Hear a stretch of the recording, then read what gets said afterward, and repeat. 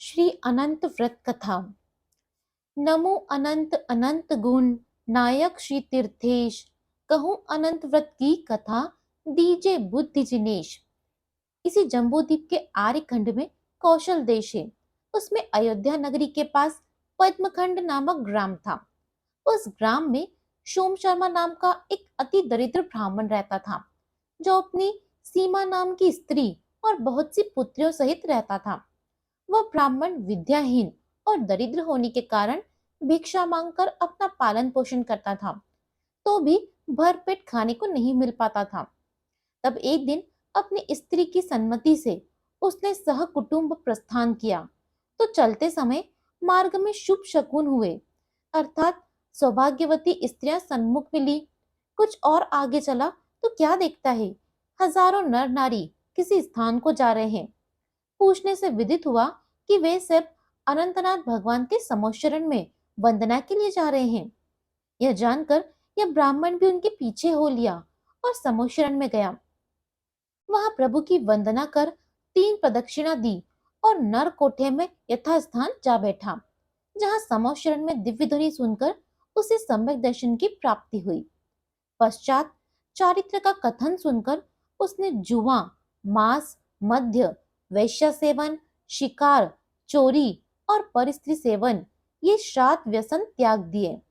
पंच उदंबर और 3 मकार त्याग, ये अष्ट मूलगुण भी धारण किए। हिंसा, झूठ, चोरी, कुशील और अतिशय लाभ, इन 5 पापों का एकादेश त्याग रूप अनुव्रत और 3 गुणव्रत और 4 शिक्षर व्रत भी ग्रहण किए। इस प्रकार सम्यक सहित 12 व्रत लिए। पश्चात कहने लगा, हे नाथ, मेरी दरिद्रता किस प्रकार से मिटेगी, सो कृपा कर कहिए। तब भगवान ने उसे अनंत चौदस का व्रत करने को कहा। इस व्रत की विधि इस प्रकार है कि भादो सुदी 11 का उपवास कर 12 और 13 को एकाशन करें, अर्थात एकाशन से मौन सहित स्वाद रहित प्रासुक भोजन करें। 7 प्रकार के गृहस्थों के अंतराय पालें। पश्चात चतुर्दशी के दिन उपवास करें तथा चारों दिन ब्रह्मचर्य रखें। भूमि पर शयन करें, व्यापार आदि गृह आरंभ न करें। मोहादि राग द्वेष तथा क्रोध मान माया लोभ हास्यादि कषायों को छोड़ें। सोना चांदी या रेशम सूत आदि का अनंत बनाकर इसमें प्रत्येक गांठ पर 14 गुणों का चिंतन करके 14 गांठ लगाएं। प्रथम घाट पर ऋषभनाथ भगवान से अनंतनाथ भगवान तक 14 तीर्थंकरों के नाम का उच्चारण करें। दूसरी घाट पर सिद्ध परमेष्ठी के 14 गुण चिंतन करें।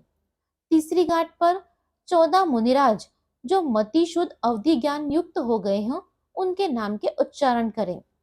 चौथी पर केवली भगवान के 14 अतिशय केवल ज्ञान कृत स्मरण करें। पांचवी पर जिनवाणी में जो 14 पूर्व हैं, उनका चिंतन करें। छठी पर 14 गुण स्थानों का विचार करें। सातवीं पर 14 मार्गणाओं का स्वरूप विचारें। आठवीं घाट पर 14 जीव समासकों का विचार करें। नवमी पर गंगादि 14 नदियों का नामोच्चारण करें। 10वीं पर 3 लोक की 14 राजू प्रमाण ऊंचा है, उसका विचार करें। 11वीं पर चक्रवर्ती के 14 रत्नों का चिंतन करें। 12वीं पर 14 स्वर अक्षर का चिंतन करें। 13वीं पर 14 तिथियों का विचार करें। 14वीं पर मुनि के मुख्य 14 दोष टालकर जो आहार लेते हैं, उनका विचार करें। इस प्रकार 14 गांठ लगाकर मेरु के ऊपर स्थापित प्रतिमा के सम्मुख इस अनंत की रखकर अभिषेक करें। अनंत प्रभु जी की पूजा करें और फिर नीचे लिखे मंत्र का 108 बार जाप करें। मंत्र है, ओम अर्हते भगवते अनंतो अनंत सीम झ झ घम्मे भगवतो महाविद झ झ अनंत अनंतानंत केवली अनंत केवल नाणे अनंत केवल दसमे अणुपूज वासणे अनंते अनंतागम केवली स्वाहा। अथवा छोटा मंत्र जपे, जो इस प्रकार है, ओम अरहम हंसः अनंत केवली में नमः। इस प्रकार चारों दिन अभिषेक, जप और जागरण भजन पूजादि करें। फिर पूजा के दिन उस अनंत को दाहिने भुजा पर या फिर गले में बांधे। पश्चात उत्तम, मध्यम या जघन्य पात्रों में से जो समय पर मिल सके उसे आहार आदि दान देकर आप पालना करें। इस प्रकार 14 वर्षों तक यह व्रत करें। पश्चात उद्यापन करें। तब 14 प्रकार के उपकरण मंदिर जी में देवे, जैसे शास्त्र, चमर, छत्र, चौकी आदि। 4 प्रकार के संघों को आमंत्रित करके धर्म की प्रभावना करें। यद्यपि उद्यापन की शक्ति न हो तो दूना व्रत करें।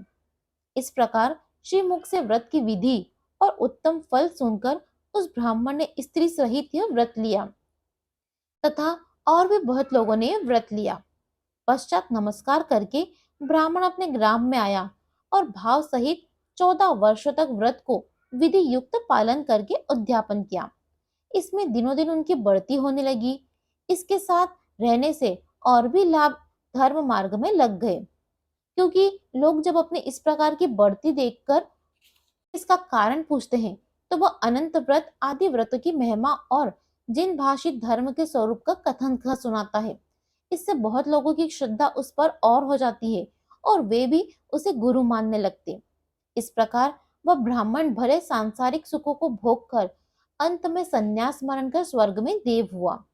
उसकी स्त्री भी समाधि से मरकर उसी स्वर्ग में उसकी देवी हुई। वहां अपनी अपनी आयु पूर्ण करके अवधि से विचार कर धर्म ध्यान सेवन करके वहां से चयन, तो वह ब्राह्मण जीव अनंत वीर्य नामक राजा हुआ और ब्राह्मणी उसकी पटरानी हुई। ये दोनों दीक्षा लेकर अनंत वीर्य तो इसी भव से मोक्ष को प्राप्त हुए और श्रीमती स्त्रीलिंग छेद कर अच्युत स्वर्ग में देव हुई। वहां से चय कर मध्यलोक में मनुष्य भव धारण कर संयम से मोक्ष जावेगी। इस प्रकार एक दरिद्र ब्राह्मणी अनंत व्रत पाल कर सदगति को पाकर उत्तमोत्तम गति को प्राप्त हुई। यदि अन्य भव्य जीव यह व्रत पालेंगे तो वो भी सदगति पावेंगे। सोम शर्म सोमा सहित अनंत 14 व्रत पाल, लहो स्वर्ग और मोक्ष पद ते वंदु त्रिकाल। अनंत व्रत की जय हो। 10 लक्षण पर्व की जय हो। जय जिनेन्द्र।